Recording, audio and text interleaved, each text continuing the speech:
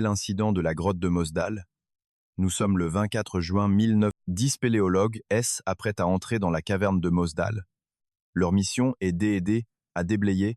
Les deux chefs du groupe avaient déjà exploré cette grotte auparavant, ce qui rassurait tout le monde. Cette caverne particulière était connue pour ses espaces très étroits et les rares zones où une personne pouvait se tenir. Après quelques heures à l'intérieur, 4 des spéléologues réalisent à quel point la grotte est difficile. Ils décident alors de remonter à la surface. Ils remarquent un ciel nuageux, mais rien ne semble inhabituel. Jusqu'à atteindre le lointain passage du marathon. Celui-ci ne mesurait que 10 à... Tout semblait bien se passer. Le groupe à la surface remarque, bientôt qu'il commence à pleuvoir. Au début, la pluie ne semblait pas inquiétante. Mais les spéléologues à l'intérieur commencent à remarquer que le niveau de lorsque l'eau devient dangereusement haute, ils décident de mettre fin au travail de la journée et de faire demi-tour. Pendant ce temps, le groupe en surface aperçoit quelque chose de terrifiant. Un lac d'eau était formé autour de l'entrée de la grotte. Les spéléologues à l'intérieur avaient aucune idée de la quantité d'eau qui allait inonder la grotte. Le groupe, pendant que les spéléologues tentent frénétiquement d'atteindre des chambres. Les sauveteurs et des centaines de bénévoles travaillent sans relâche. Ils pompent l'eau hors de la grotte et injectent, espérant que les spéléologues aient trouvé une chambre sécurisée. Malheureusement, tous les spéléologues se sont noyés. La tragédie du gouffre de Shaft. Nous sommes le 28 mai 1973. Un groupe de 9 experts en plongée a prévu de plonger au gouffre de Shaft à Mont-Gambier. Il n'y a qu'une minuscule ouverture menant à une grotte avec un lac 20 pieds plus bas. À partir de cette ouverture, un faisceau de... Ce qui était extrêmement utile pour l'orientation des plongeurs, ce faisceau était visible dans la majeure partie de la grotte. À moins que les plongeurs ne s'aventurent trop profondément dans l'une des deux branches latérales, tout le monde était d'accord au départ afin de rester dans la chambre principale et de toujours voir la lumière guide. Était leur seul plan. Pendant la deuxième journée, cependant, 4 plongeurs prévoient dans la section ouest, visant une profondeur de 250 pieds. Ce qui aurait constitué un nouveau record. Était plus profond que prévu initialement, car en 1973, les plongeurs utilisaient encore des bouteilles d'air classiques plutôt que des réservoirs de mélange de gaz. Pour cette raison, ils devaient être plus prudents lors de la descente, car l'ivresse des profondeurs pouvait s'installer. À mesure qu'ils descendaient, la pression croissante poussait l'azote dans le sang, produisant un état de conscience. Gardez à l'esprit que ces plongeurs n'étaient pas très expérimentés en plongée souterraine. Ils étaient plus habitués, cela ajoutait encore plus de risques à leur projet.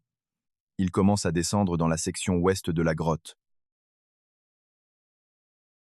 Un plongeur expérimenté remarque que la narcose à l'azote commence à agir. Il remonte alors immédiatement. Plusieurs d'entre eux le suivent et reviennent également à la surface. Mais 4 d'entre eux continuent, déterminés à établir le record et à jeter un coup d'œil rapide avant de remonter. Après 1 minute, réalisant que les 4 plongeurs vont bientôt épuiser leurs réserves d'air, quelques-uns retournent dans la grotte pour les chercher.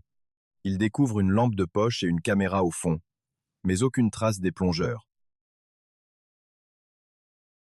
Il y avait un problème que nous n'avons pas encore mentionné. Les mouvements des 4 plongeurs ont soulevé le limon déposé depuis longtemps, créant un nuage de sable qui mettrait beaucoup de temps à retomber. Cela a réduit la visibilité à moins une longueur de bras, supprimant tout espoir d'orientation pour les plongeurs.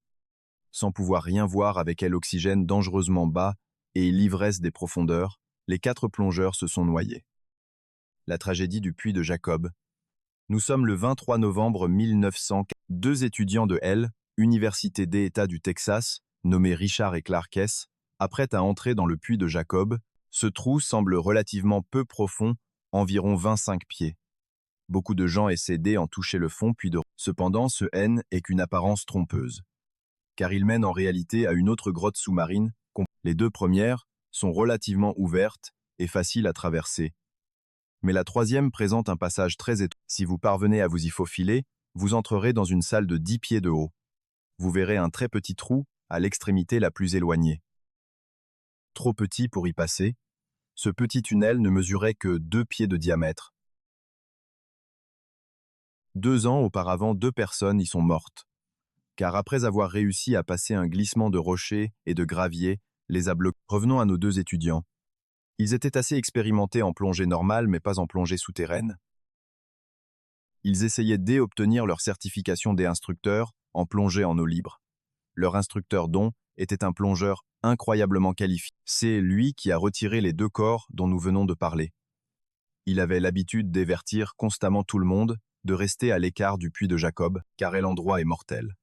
Il a même essayé de sceller le petit trou menant à la 4e chambre avec du ciment.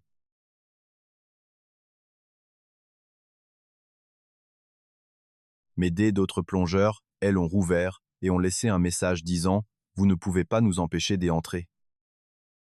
Dont lui-même a failli mourir dans le puits de Jacob lorsqu'il a tenté d'entrer dans la 4e chambre. Il s'était presque résigné à la mort.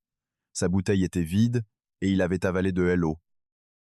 Quand son instinct de survie s'est manifesté, il a commencé à bouger rapidement jusqu'à ce qu'il... Lorsqu'il l'a fait, il a vu son collègue de plongée lui tendre un détendeur pour respirer, alors qu'il commençait à remonter l'air à l'intérieur jusqu'à ce qu'il atteigne presque 4 fois sa taille normale. Au moment où il a percé la surface, il hurlait de douleur. Son ventre était énorme, car son estomac avait complètement éclaté. Ces histoires ont attiré l'attention de Richard et Clark, qui voulaient aller voir par eux-mêmes. Même ils ne connaissaient pas grand-chose à la plongée souterraine. Le 23 novembre 1983, ils entrent dans le puits de Jacob.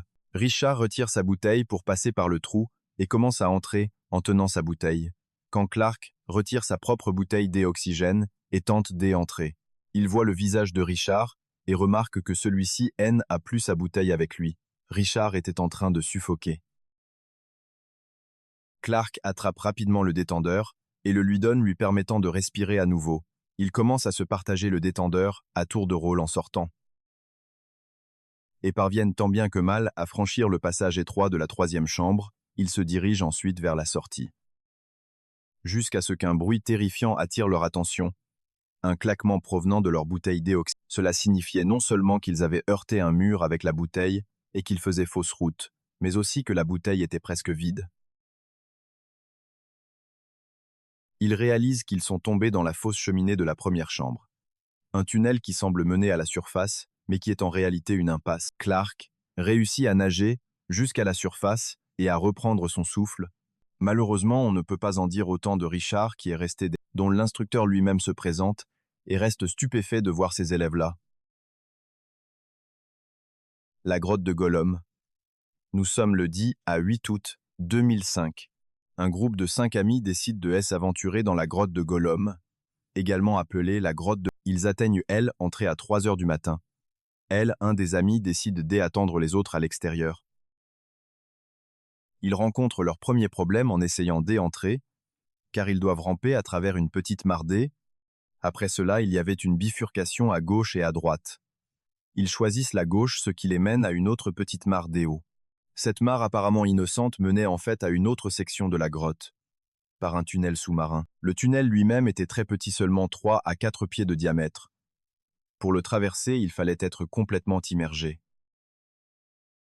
Cela signifiait qu'une seule personne à la fois pouvait entrer et qu'il fallait nager sur environ 15 pieds. Un par un, ils commencent à plonger dans la mare pour atteindre l'autre côté de la grotte.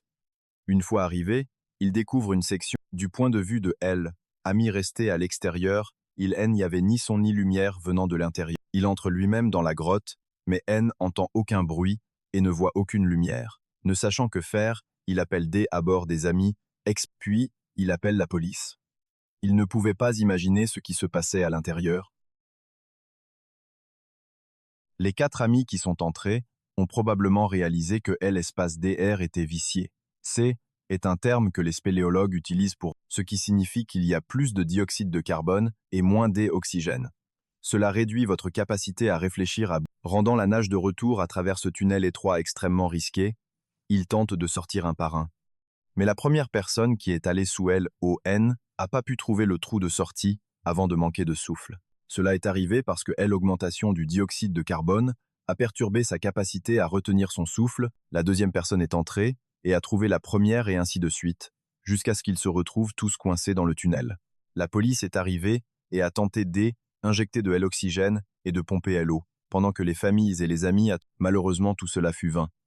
Les corps ont été retrouvés plus tard, et la grotte a finalement été scellée avec du ciment.